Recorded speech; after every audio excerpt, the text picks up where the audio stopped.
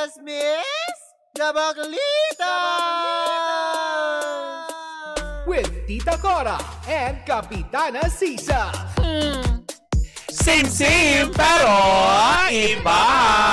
We are number 106.7 Energy FM. Pangga! Hinahalak si Sisa. Pangga, wag mo sabihin radyo. Sabihin mo. Anong sasabihin? Anong sasabihin? Ano ba? Hindi kasi nagutom na din yung mga bakla. Oo. Diba? Oh, ano sasabihin? Sabihin mo, ano? Singuya! No. Ay, magandang hapon, tanghali, umaga, kung saan man kayo inaabot ng aming Facebook Live. Hindi ako makapagsalita kasi yung mga biscuit gumano lahat sa gilagid. At saka sa lahat ng mga misis na ngayon ay umaaray sa mga matatanggap nilang mga blue, ewan ko kung blue yata, yung matatanggap nilang envelope galing sa NCAP, ayan, sa MMDA. Talaga? Ayan, oo, kasi kahapon, Mare, kapag nagkaroon ka ng violation, yung ba, naloka ko sa'yo. Di ba, kapag nagkaroon ka ng violation, hindi siya magre-reflect sa after 2 months pa daw. LTO portal. Oo. Ngayon, merong QR code kung saan pwede mong i-check kung meron kang violation, which is pwede mong gawing, pwede kang ano ba tawag doon? Appeal. Oo, tapos pwede kang magbayad. Online. Pero, ayon sa nakausap nating MMDA officers dito kaninang umaga, no? Yes. Kahapon pala is parang nag-dry run. Hindi pa daw nakuhuli kahapon kasi tinesting daw kahapon buong araw lahat ng cameras kung function. Ngayong araw na ito pala effective, kaya pala lahat ng mga motorista ngayon, lahat nagsisiksikat, walang nasa bike lane. Lahat masunurin. Walang nag-go when it comes to stoplight kasi pag once na green, pwede ka mag-go. Pero yung habol na yellow ulit, bawal na daw pala yun. Uy, paalala lamang sa ating mga panggaha, pati yung hindi nyo po pagsusuot ng seatbelt, ay pwede pong makita sa camera. Hagip. Kaya kung ako naman din sa inyo, di ba, ipatint ng magic black. Tinuruan mo pa sila ng ng mali. Ipatint ng magic black yung windshield. Pero ang dami nagtatanong, bakit daw kapag violation, nakikita ng CCTV. Uy, alam mo. Pero pag krimen, bakit daw minsan sira ang CCTV? Diba? Hindi man lang ma-capture yung mga salarin. Pero alam mo ba yun? Yung concern mo pala kahapon, diba? Yung sabi mo, paano kung may mga emergencies, ambulansya, like giveaway, ganito? It's either mag-penalty ka na dahil umabante ka at nag-giveaway ka sa ambulansya. Ito yung base sa mga nakausap natin. Yes. Na, alam mo yun, na mga nag-inquire na papaabantihin ka pero may violation ka. Ngayon, pag hindi ka rin umabante, may violation ka pa din. Correct. Diba? Para yung hindi mo pagbibigay ng kortesiya sa ambulansya, sa fire truck, yung mga ganyan. Uy, kahapon may mga kasabay akong ambulansya, hindi talaga nila pinapadaan. O, diba? Kasi nga lahat natatakot magkaroon ng violation. So, paano yun? Kahit pala yung mga enforcer na pinag-go ka, diba? Kunwari, sumisenyas yung enforcers na nakastop, diba? Yung mga pinapatay nila yung stoplight. Kasi uso yan dito sa may Santolan. Yes. San Juan. Diba? Na nakakaloka. Dito mismo sa kanto natin, may stoplight pero ang nasusunod yung enforcer. Diba? Pinapatay nila yan pagka rush hour, tapos sila yung nagpapaganon. Pag ganun daw po pala, lahat po daw pala yan, may violation. Diba? So, nakakaloka. So, ibig sabihin, pag pinagaw po kayo ng enforcer, huntingin nyo yun. So, ibig sabihin, pinapahamak tayo ng mga nakapula dito sa kanto. Hi! Diba? Yung mga ganong aspeto. Kasi functional naman po ang mga stoplight Hindi natin malaman kung bakit nga ba pinapatay. Tapos enforcers ang mas lalo nagpapagulo. Diba? Ng sitwasyon ng trapiko na nakakaloka. Kaya yan, maging mapagmatsyag po tayo dahil seryoso po ang pamunuan ng Metro Manila Development Authority or MMDA sa ganitong kampanya para nang sa gayon ay mabawasan kahit papaano ang mga reckless drivers sa daan. Matrabaho din, Mare, pati yung mga rent, ano ba yung tawag doon? Self-drive rent ng sasakyan. Diba?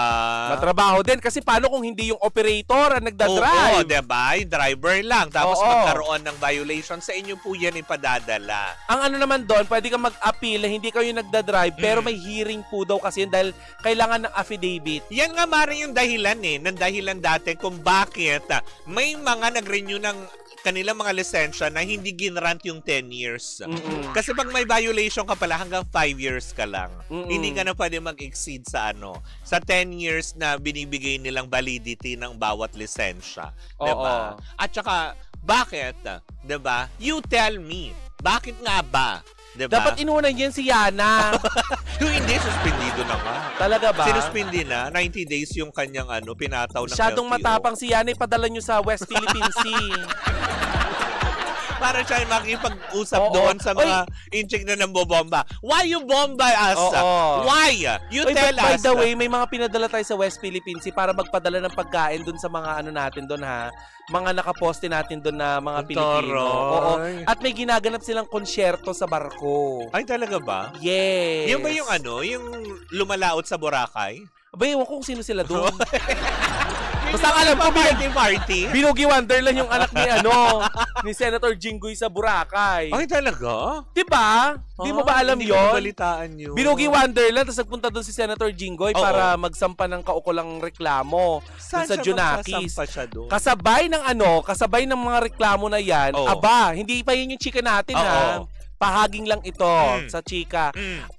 Itong asawa niya ay nag-viral kamakailan dahil nga sa pinuntahan daw niyang hotel, aba, may ipis. Si Madam Presi? Oh, Talaga? nagreklamo daw dahil may ipis yung hotel. Ano ba yung na-expect natin? Siyempre, di naman sanay sa ipis yung mga yan. Hindi kagaya namin sa Pandakan lang na... sa lamok. Oo, ginigisa namin yan nila Ate Vivian. Uy, alam mo, Ginigisa. Pag may nagpadala sa yung ginisang ipis, pasintabi mo sa mga kumakain. Oo. Si Ate Vivian, O, at saka ano? yan yung kapatid ni Ate Sol na nasa Hong Kong. Oo. Mayaman pala yan dati. Oo. Oo. Ano nangyari? Tawag nun, parang ngayon gusto niyang i-prank yung mga kapitbahay na hindi na siya mayaman. Sila nung anak niyang si Chuchay.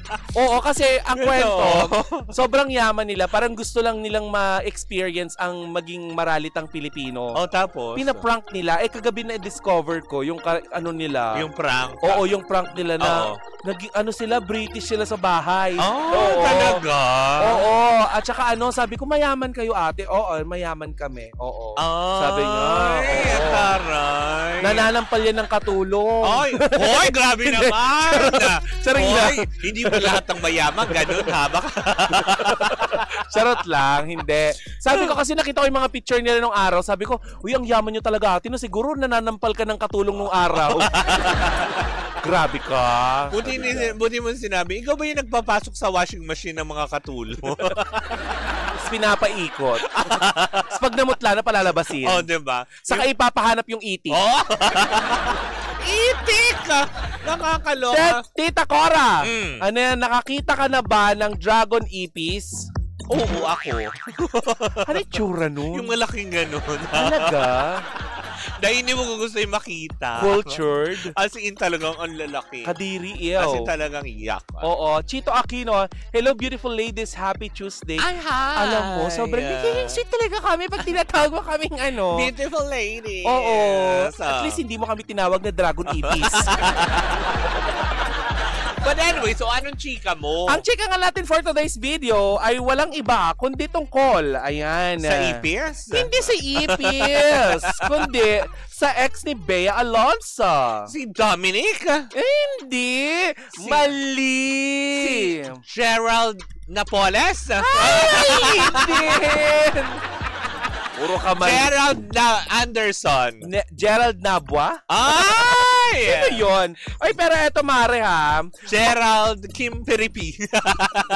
Si Gerald Anderson? Oo. Bakit? Ano meron? Umiinit ang usap-usapan sa social media, Mare, tungkol sa estado ng relasyon nila ni Gerald Anderson at Julia Barreto. Bakit? Matapos mapansin na tila hindi na sila nagpo-post ng larawan ng isa't isa gaya ng dati. Sa mga bagong Instagram post ni Julia ay makikitang nagta-travel siya sa iba't ibang lugar, ngunit kapansin-pansin na wala si Gerald Anderson.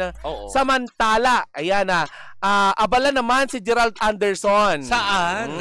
Hindi kung kani-kanino. Ah? Abala si Gerald Anderson sa pagpo-post ng kanyang mga larawan habang nagmumotor Oo. at pinapakita ang kanyang resort sa Zambales. Yun naman pala. Mas lalo pang lumala ang haka-haka ng mga netizen ng hiwalayan nang mapansin ng mga netizen na binura. Di umano at nakita ko din Oo. pero hindi ko nilapitan. Ayan. At hindi mo pinisil. Na may binura. Oo. Umano itong si Julia Barreto na ilang larawan nila ni Gerald Anderson Oo. sa kanyang Instagram account. Ay. Ang huling post si Julia kasama si Gerald ay mula pa nung 63 weeks ago. Ang tagal na ha. 63 weeks. Oo. 12. 63. So parang 10. More than 6 months. Oo. Sa kabilang dako, isang birthday greetings para sa aktor ang na-post niya nung 63 weeks ago. Sa panig naman ni Gerald Mare, ang huli niyang post ay may nakasama niya si Julia ay 10 weeks ago pa. Recently lang yun. Pero 10 weeks is 10 weeks, 2 months ago. Baka naman, alam mo yun, baka dumantong na sila talaga sa punto na tipong, diba, nakakasawa ng puro picture. Dagdag pa rito, Mare, ay wala rin si Gerald sa litrato ng mga ginanap na birthday celebration o sa birthday celebration ni Marjorie Barreto nung nakaraang linggo. Gayon pa man, nagkomento si Gerald sa Instagram post ni Marjorie ng happy birthday tita at sinagot naman ni Marjorie ng pasasalamat. Sa ngayon ay wala pang konfirmasyon mula sa dalawa ang tungkol sa kanilang hiwalayan at sa mga maugong na usap-usapin na kesyo nga daw ay naghiwalay na itong dalawa at patuloy ang pag-aabang ng publiko sa anumang pahayag na ilalabas ni Gerald at saka ni Julia Barreto. Naku, ayaw yan habang magse-celebrate ng 60th birthday si Noel Agustina. Naku, ba't ba ganun lagi, Pagka, syempre nakasanayan natin, although hindi mo rin maalis sa netizen, 'di ba? Kasi syempre, nung naging sweet sila, ganyan, post, 'di ba?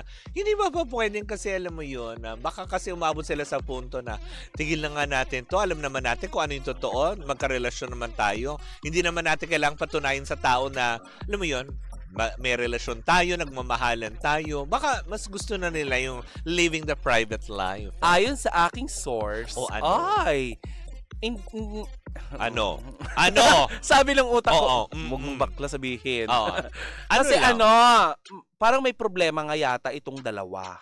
So magsusolian ng Rolex, ganon. Hindi natin alam kung magsusulian ng Rolex. Kasi pero, di ba binigyan ni Gerald si Julia ng Rolex as a gift? May problema itong dalawa, pero sabing ganyan, wag mo munang ilalabas kasi, pero nilabas ko, di ba? Oo. May problema yung, wala na, hindi na ako makakahingi ng scoop. Daldal Si Daldal.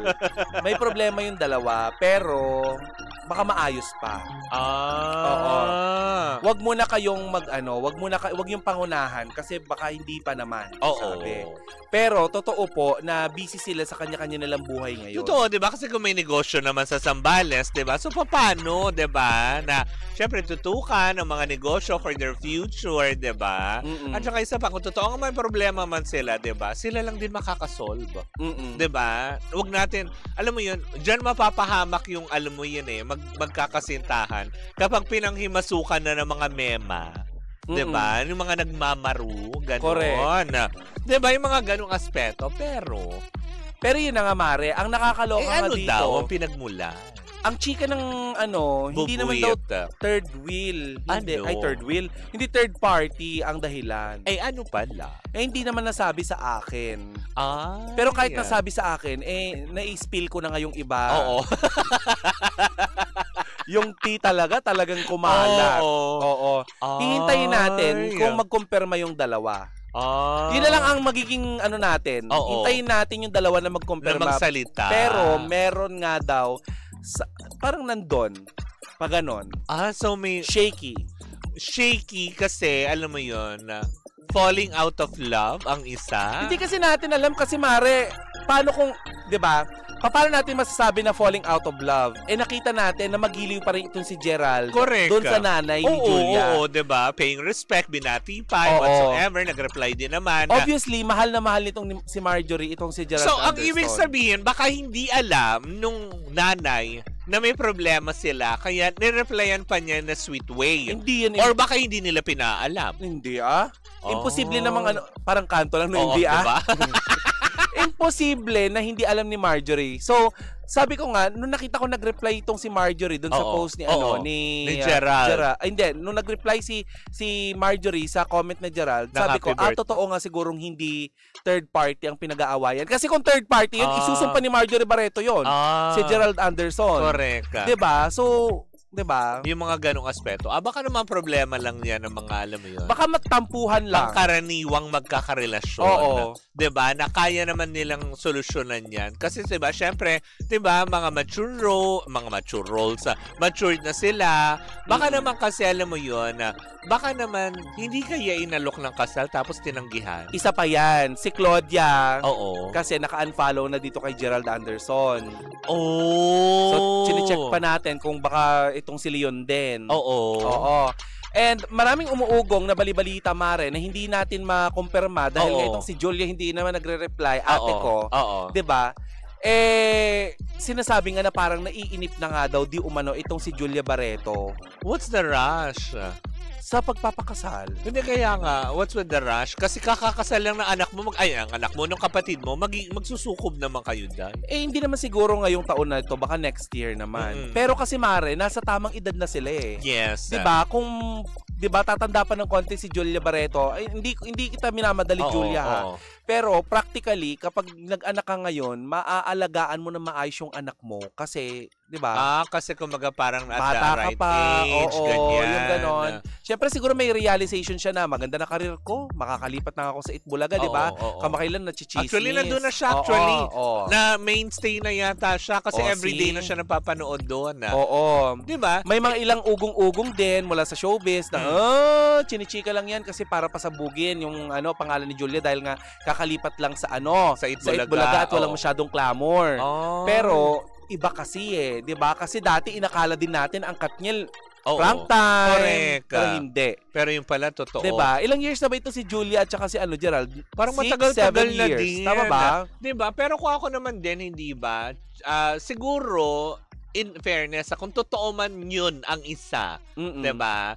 Kung isa man yun sa rason, kung totoo man, na dahil sa, syempre, naiinip na magpakasal, baka naman kasi sinisecure lang talaga lalo pa ni Gerald yung magiging future nila. Kasi alam mo naman ng lalaki, gusto niya, pag nag-settle down sila, secure na yung kanilang future, 'di ba? Baka naman sa ganung aspeto, kaya medyo nadi-delay pa. May nag-chat sa akin. O ano? Sabi dito, Tita Cora, baka naman kayo nagmamadaling magpakasal kasi nape-pressure dahil si Bea Alonso magpapakasal na daw di umano. Oy, wala pa namang konfirmasyon dyan. Hindi nga nag-confirm kung sila nga talaga nung taga Pure Gold. Chinese. Oo, 'di ba? Ni Vincent Ko, 'di ba? Ayaw ilang ni beses Susan na yan. nabanggit yung Pure Gold.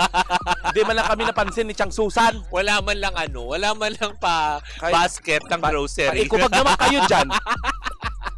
Wala kayong paikubag? Diba? Hindi, pero yun na nga, talaga nakakaloka. Kung ano man din yan, well, diba, there's nothing wrong siguro. Kasi nangyari na din yan sa iba mga celebrity couples din na nag-unfollowan, diba? Pero, ang klaro lang talaga na nag-break is si Sam Milby at Catriona Gray talaga. Nung nagburahan sila ng mga Si din, Katniel. Oo, diba? Nung klaro na alam na ng tao na tipong, okay na ito na nga. Pero, hanggat may itatago at kaya pa naman salbahin. Uy, gusto kong tanungin, paano nyo nagagawa yun, yung maramihan mag-delete? Talaga ba? Oo, hindi ka marunong. Hindi ba parang select all, ganon? Hindi ako marunong. Ah? Kaya inisa-isa ko, inabot ako ng isang taon. Wala din akong dunong dyan sa mga ganyan Yung tipong pak. Pero siguro may mga social media admin yung mga artista na yan. Yung nakascroll ka, klak, ganyan, tapos delete. Okay na, malinis na ang Nakikinig si Tita Puring, manawagan kayo. Ay! Wag na? Si Tita Puring. Ilang beses namin pinag-usapan si Tita Puring. Oo nga. Di ba nagpa-ikubag? Diba? Na nakakaloka to the highest level. But anyways. Ay, Mari, bago tayo tuloy magpaalam, dahil wala naman tayong magagawa, dahil wala naman pag-amin at saka pag-kumpirma itong dalawang magjowa na ito. At alam kasi natin na masaya tong sila di ba? Oo. At aminin nyo, ilang beses na nachismis na maghihiwalay itong dalawa at pinagpupustahan ng taong bayan kung magtatagal ba ito. Sana naman, di ba, walang manalo dun sa pustahan na yan. Oy, eto sandali. Sabi ni Jessica, nasabi din po dati ni Julia sa isang vlog nung hindi pa ata sila ni Gerald, gusto niyang magpakasal ng maaga, late 20s po ata gusto niyang magpakasal. Kaso hindi pa nga. Kung hindi pa naman din ready, 'di ba? Kung hindi pa ready, bakit natin, alam mo 'yun, mamadaliin ang mga bagay-bagay, 'di ba? Ako nga hindi ako nagmamadali. Ano lang? Diba? Kasi delay din ako ng 2 buwan. Ay, saan ka na-delay? Sa hulog? Ng paluwagan? Bayad sa paluwagan. Hindi tuloy ako nakasama sa sunod na release. Ala ng interest noon. Oo. Wala tayong magagawa, bayad na siya. Pogo sugal. Pogo sugal. Kapitana Sisa, Tita Cora, bakit po wala hindi po kayo online sa FM? Okay, wrong grammar kahit Tagalog. Sa Taiwan. Wrong yan. Pero pwede, you can watch us on Facebook na lang. Sa mga pangga natin na ngayon palang kapapasok sa ating Facebook Live, pwede nyo pong maabangan ang replay natin sa ating Facebook account. Or, better yet, sa live din. Real time naman din. Real time sa Facebook. Tapos yung replay sa YouTube channel channel or sa TikTok. Yan. Diba? Na nakakaloka. Ay, pasalamatan naman natin ang ating mga pangga na patuloy na nagsusubscribe sa atin. Correct. Ang numero 1 ng chismosa ng Barangay Little Baguio, San Juan, si Chokoy Ganjoko. Oy, sa ating sa ating TikTok, pwede po kayo mag-subscribe. Diba? Magkano lang ang subscription? Free yun? Hindi. Follow ang sinasabi mo. Pero meron na ngayon, subscribe ka sa channel. Parang nasa 130 plus lang. Talaga ba? Yes. Para nang sa gano'n ay maabangan mo. Malay mo, sa mga susunod na araw, meron kami mga content dito sa Energy FM na exclusive sa lahat ng mga subscribers. Diba? So, i-guess natin si Angelica? Ganon? Hindi. Si Harry Roque. Si Harry Roque wala ka nang magagawa. Huli ka na. Wala ka nang magagawa. Huli ka na. Pugo sugal. Popo. Eme. Puis, tawag nun? Ano bang tawag kay Harry Roque? Dating secretary. Diba? Tama ba? Siya ang dating Punong abala. Punong tagapagsalita. President. Spokesperson. Dating spokesperson ng dating abala. Pangulo. Punong abala. Catering, ate. Si bakla naman. Naiinis ang tao na to sa'yo. Paano uuwi yan? Ginawa mo siyang, di ba, Hermana Mayor. Punong abala ang tawag. Hindi siya yung organizer ng Flores de Mayo. Bali mo doon siya magpa-procession sa The Hague. Andun siya, di ba? Sa Netherlands. Oo. Di ba? May mga bali-balita nga na may... Baka umaasa kasi siya na siya yung pumalit sa Santo Papa. Doon ba yun? Hindi. Sa Roma yun? Bakla, mali-mali ang joke. Hindi. Geography. Baka kasi pinaplano niya yun na makiisa. Kasi nagbobotohan eh. Hindi siya makakatakbo dito. Kasi umaasa yatan siya na pwede niyang ipagtanggol ang ating presidente. Wala tayong magagawa. Huli na siya. Hindi, I mean, nahuli ka na. May nagtatanggol na. Tama. Sabi nga ni Papa, masyado naman kayo patola. Alam ko naman dating spokesperson. Umuwi ka na, Harry. Diba? Looking forward kay Harry Potter. Hindi sasakay ng walis. Hindi ka kayanin. Alam naman natin, hindi pikon si Harry Roque. Ay, hindi mahal natin yan. Ikaw diba? Sabi mo yan Oo, hindi mo mahal.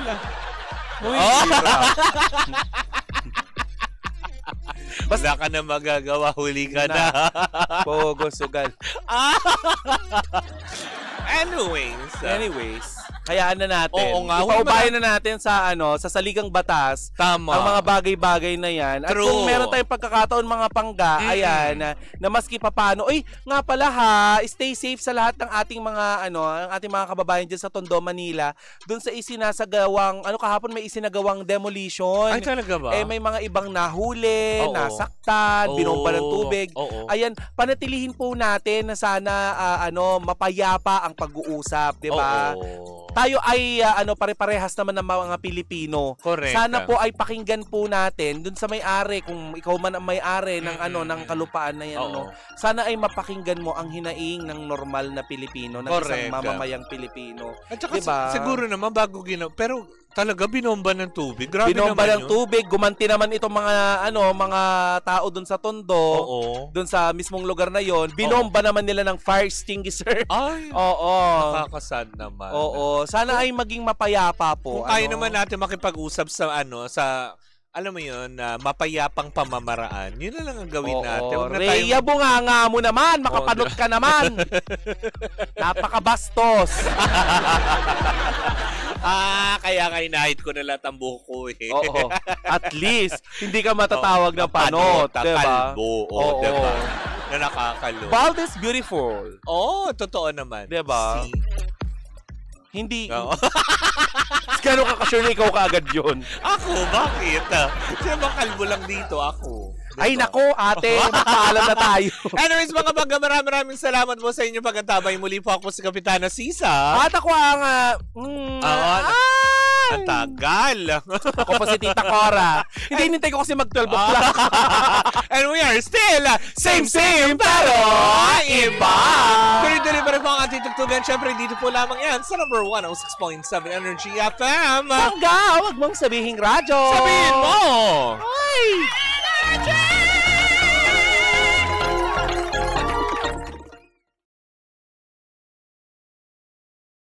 Hi Pangga! Ako po si Gandang Kara and don't forget to follow us sa lahat ng mga social media platforms namin at Energy FM 106.7 sa Facebook, sa Twitter, Instagram, YouTube, and TikTok. At samahan mo na rin ako sa aking programang Hot Stories na lagi po akong live 12 noon hanggang 3 p.m. sa TikTok Live or sa Facebook Live. Ako po ang nag-iisang chicks ng radyo, si Gandang Kara. Pangga, wag mo sabihin radyo, sabihin mo Energy!